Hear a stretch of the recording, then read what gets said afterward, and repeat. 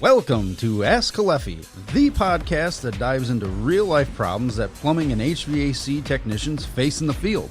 We're your hosts from the Caleffi Tech Support Team. I'm Greg Tubbs. And I'm Dan Furcus. Welcome. We look forward to sharing some stories from our tech calls and using our background and expertise to make your days a little easier. Hey there, welcome back to the Ask Caleffi podcast. How we doing, Dan? Doing good today, Greg. How are you doing? Oh, can't complain. We get to lean on a guest today. Yeah, I'm excited. The ever so famous, the very famous Cody Mack. Cody Mack. Thank you, guys. Glad to be here. Yeah, welcome back. Thank you. Yeah, it's good to be here again. We're going to talk another series of 5 things you need to know today. Absolutely. Yeah, if you don't know already, Cody is heading up our 5 Things You Need to Know video series available on our YouTube channel. That's right. And today we're going to talk about expansion tanks and hydronic systems.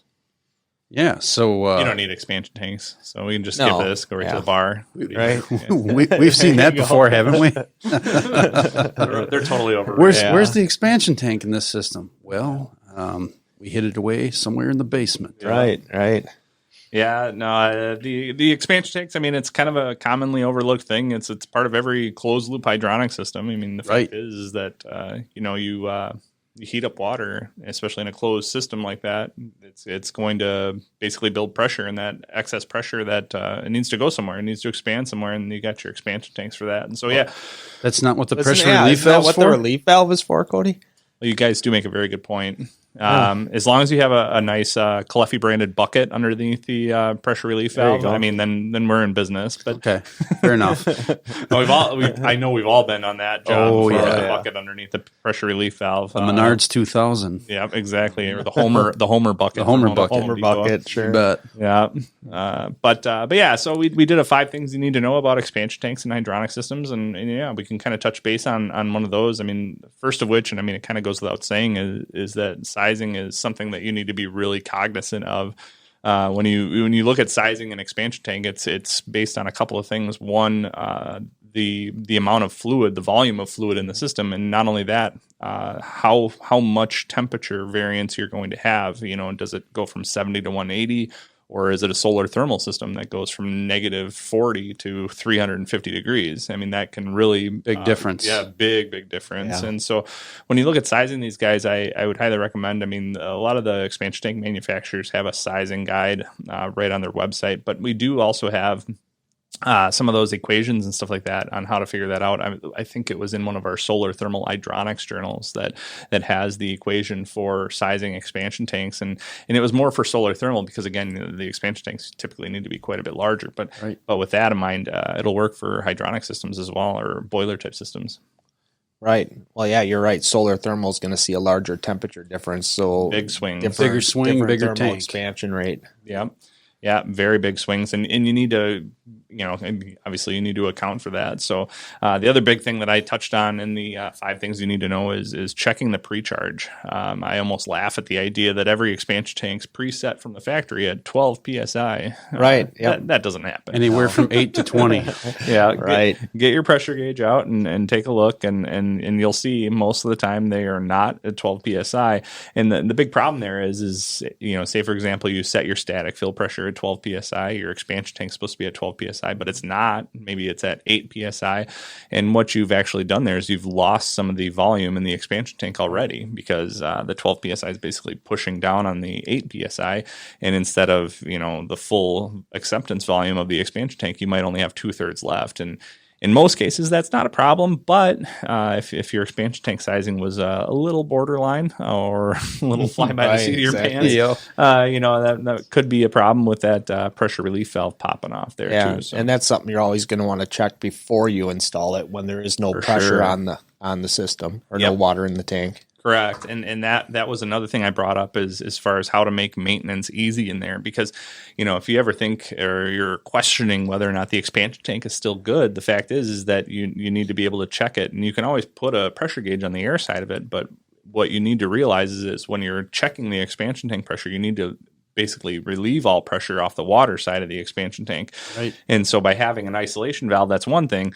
And I used to deal with this a lot when I was in the field. I'm sure you guys did too.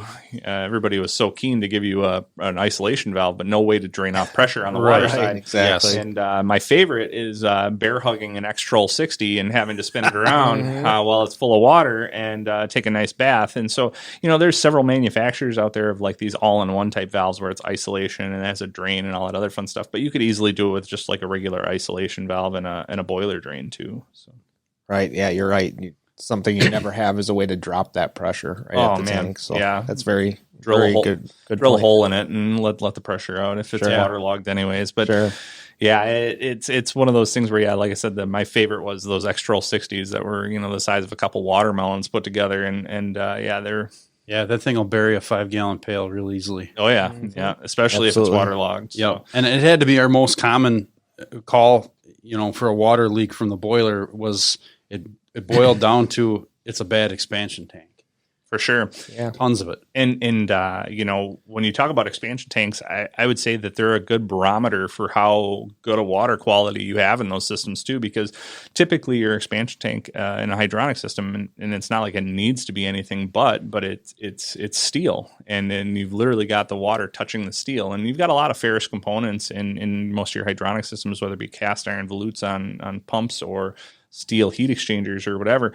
But the fact is that the steel in your expansion tank is basically the thinnest point, and it's going to be the most susceptible to corrosion and things like that. And so if you are constantly going back to a job year after year because they're pinholing the expansion tank and it's leaking all over the place, it's not because the expansion tank's a piece of junk. It's because your water quality is clearly less than desirable. Right. Water quality and too much oxygen in the system. Yeah. You're not mitigating that oxygen out. Yeah, and I've seen that too, especially with those systems with a non-O2 barrier or PEX tubing or those rubber tube type systems and things like that, where, there's literally no way to get the air out because it's just going to keep on, the air is going to ingress into the system or get into that system. And at that point, you need to look into a plumbing type expansion tank, which will be lined, which means it'll protect it against the oxygen that's in that system. A little bit more expensive, but obviously it's going to save your bacon.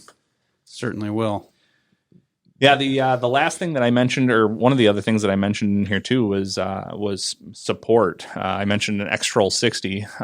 You waterlog that sucker, and you have it hanging off of a half-inch copper pipe. That half-inch copper pipe's going to do something's got to give. Yeah, and I think we've all seen that where you have the expansion tank just hanging off a half-inch copper pipe, just hanging in the middle of the air. It's like, boy, you start adding weight to that and water, and especially get it waterlogged, and that's not going to hold up. No, it's definitely, and there's a number of different brackets out there that kind of like a belly band that goes around the expansion tank. There's ones that hold the expansion tank like a bracket as it connects to the threaded connection at the top and everything like that. There's a lot of different ways out there now. I remember when I was in the field, we were fighting with plumber strap and zip ties and all this other fun stuff. Sure. And or, relying on the piping in the system to hang an expansion tank. Yeah, you've seen that a ton. It comes right off the bottom, of an air separator with the fill, and it's just hanging there right above the boiler. Yeah, you're going to have to add some piping, unfortunately, do a little more work and strap it to the wall with some sort of bracketry. Right. Yeah, and to kind of stray off topic here a little bit, one thing that I've been really excited about, and not that there's a lot of exciting things about expansion tanks, but I didn't really have a lot to choose from when I was in the field. It was always Amtrol and things like that, but there's a lot of other manufacturers out there that are making I would call them like the pancake type expansion tanks and or the square type ones that are out there too, and they're a lot slimmer. Some of the boiler manufacturers are putting expansion tanks right in their boilers. Yeah, there's a handful of manufacturers. You see them right in there. Yeah. Right. Which is awesome. It's especially the square ones that I've seen. They've even got mounting tabs right on them, so you can mount them right up to a boiler board or whatever the case may be. Now, we mentioned sizing earlier. Those boilers that come with an expansion tank in the boiler.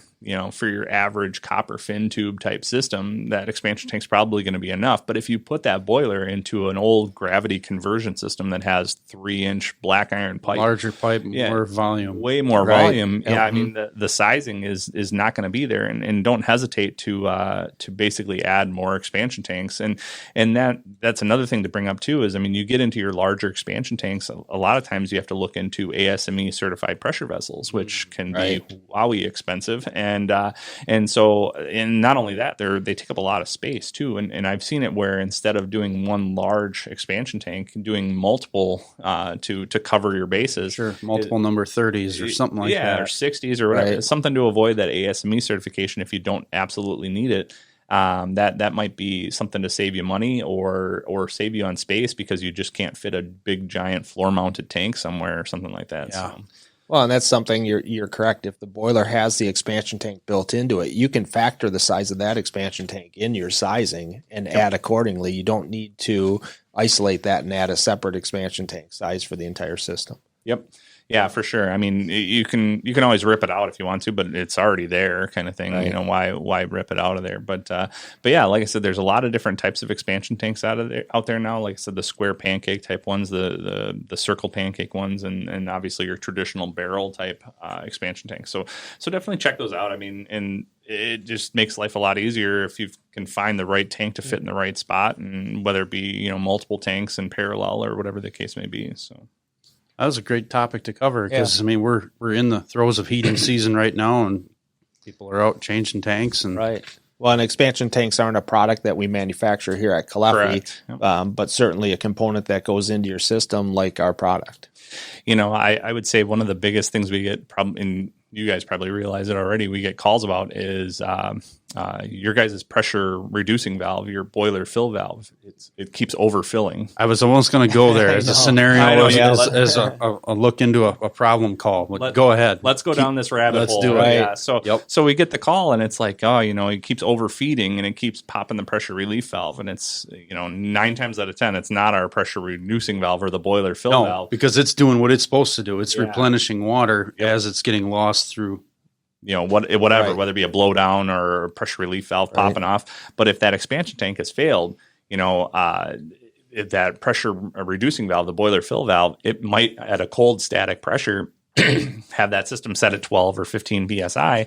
But then from there, as you start warming everything up and heating it up from, again, 65 degrees or 60 degrees all the way up to 180, again, that expansion has to go somewhere. And if that expansion tank has failed, that's one of the biggest things. So if this is how I always help people out with that particular scenario is if you think it's a bad pressure relief valve, just isolate the thing. Right. Just shut off the fill to the system, and then make sure to cool it down, get it to a static fill pressure that you want, 12 or 15 psi, and then shut it down. So that way it literally can't add any more fluid to the system. And then obviously if your pressure relief valve is still going off, chances are your expansion tank's a culprit. Yeah, and we get that call quite a bit, and that's the advice that we give. And it's going to tell you right away if it's an expansion tank problem. Certainly will. Yeah, I know a lot of guys that I used to work with. They used to be able to whisper to the expansion tanks, and not only whisper, but they would tap on it. They would do the tapping on the expansion tanks. I was never very good at that. You tap on them, and it's like, is it air? Is it water in there? I can't really tell the difference. Sure. And my wife says that I have selective hearing as it is, but you'd think I'd be able to select to hear whether it's full of water or air. But with that in mind, like I said, those different types of maintenance valves to be able to isolate and drain it is going to be a huge time saver and a huge mess saver for that kind of stuff. Very big mess saver. Yeah. But yeah, so that was one of the 5 things you need to know, that we did on expansion tanks, and we've got obviously a number of other topics. But I thank you guys for having me in today, and I'm glad we were able to talk about it. Yeah, thanks for joining us. Thank you. Anyone else that wants to find out more about it, you can certainly look at our YouTube channel. Yeah, check it out. Thank you for tuning in. If you ever need help, please feel free to contact our tech support team anytime at techsupport.us@caleffi.com. Or call us during our business hours at 7:30 a.m. to 4:30 p.m. Central Time at 414-238-2360.